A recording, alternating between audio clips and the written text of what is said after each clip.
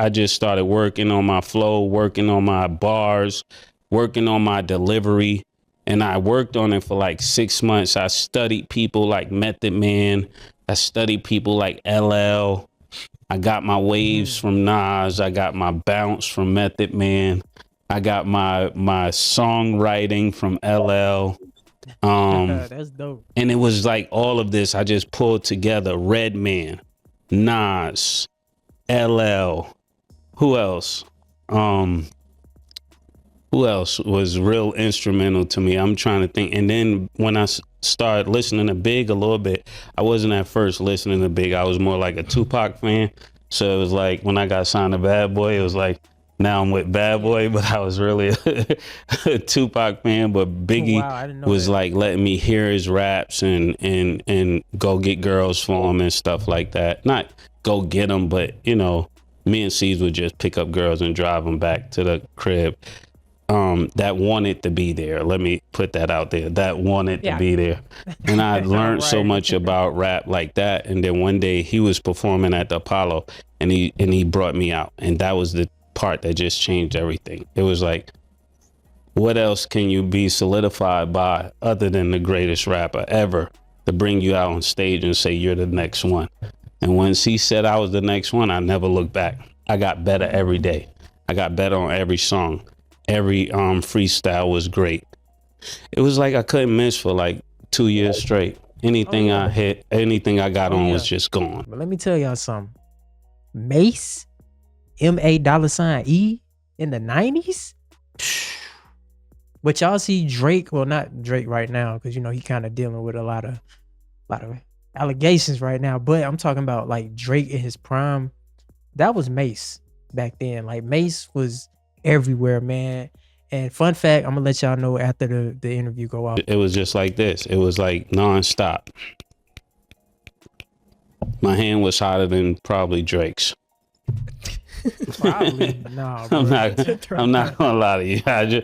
I mean, from the beginning. Now Drake has had a better, way better career, did major things, but I'm saying that my initial start was hotter than Drake's. That I say that so somebody can see, not for the algorithm, but for them to see the level of heat. Like you go somewhere and people fall out, not like yelling. Yeah. Fall out like fainted on the floor. On the floor. Like shut the mall down. Yeah. Close the store. High-end stores. Yeah. Close the gate. Don't let no more people in. Yeah. And it was just a phenomenal thing. And the thing, all of that came from Biggie giving me that one shot. That's what I equated all to. So I look forward to going to Miss Wallace's funeral and showing great respect to that family, because that was monumental for me. So like I said earlier, if you're too young to remember, Mase was one of the hottest rappers in the 90s, the late 90s, like around that 97, 98, 99 era.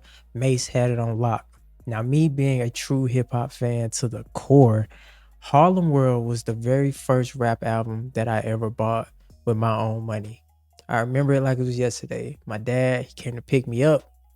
I had a fresh $20 bill, you know, because back then records, albums, they cost like $19.99. You feel me? It wasn't like now we're streaming, or even like in the 2000s when albums was like $10 or whatever. Back then they were straight $19.99. So I remember I saved my money up. I had $20, and he took me to a record shop right off there, and kind of by Six Flags. If you're from Atlanta, you know Six Flags Drive. Took me to a record shop over there, man. I remember going in, and people like, yeah, you can get whatever you want. Had my money. I went straight to the shelf. I saw the Harlem World, got the Harlem World album.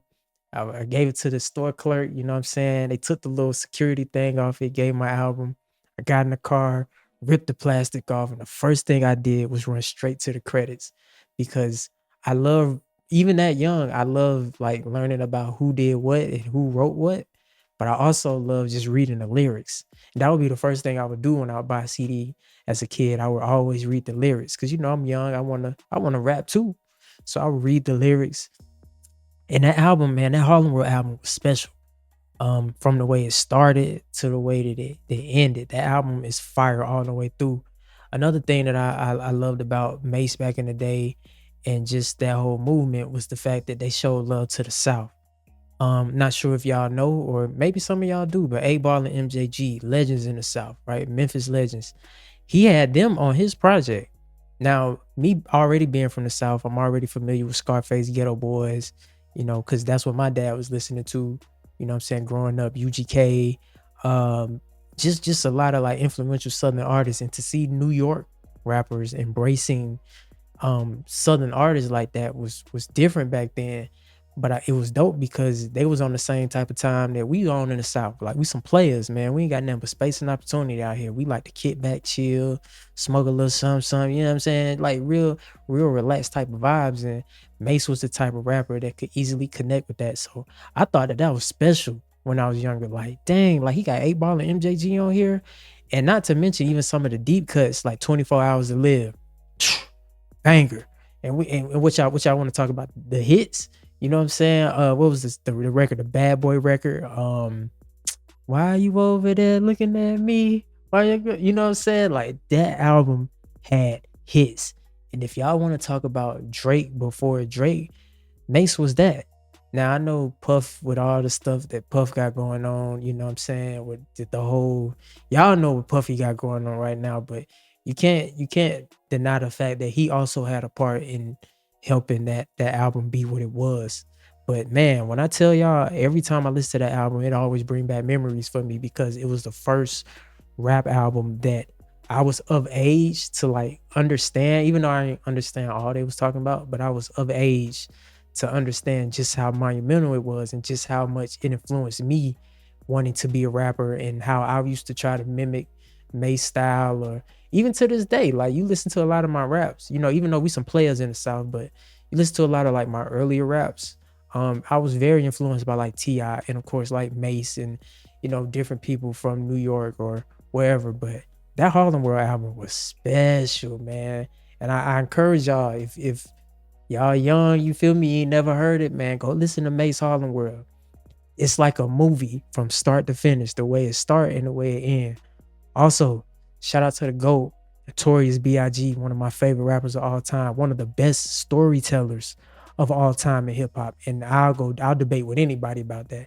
I think he's a better storyteller than Tupac. And mind you, Tupac can rap his ass off. I feel like Tupac is up there as well. But when it come down to just like that vivid storytelling, Biggie got that on lock easily. And what's crazy, he was still in his 20s when he passed away. Imagine what he would have been able to do if he were able to live on and really solidify his legacy. But they both passed away so young, him and Pac, is that they kind of, they're legends. You know what I mean? Like, 2 albums, and both of them are considered classics in today's hip hop. So if it wasn't for Big giving Mase that shot to get on stage, we probably would have never got a Harlem World. You know what I mean? So yeah, man, I love this hip hop stuff, man. And like I said, that being one of the first albums that I ever bought with my hard earned allowance money that I saved up is very special to me. But yeah, man, it's thankyouriez. Until next time, ladies and gentlemen, make sure y'all be safe, stay carefree, and I'll catch y'all later. Peace.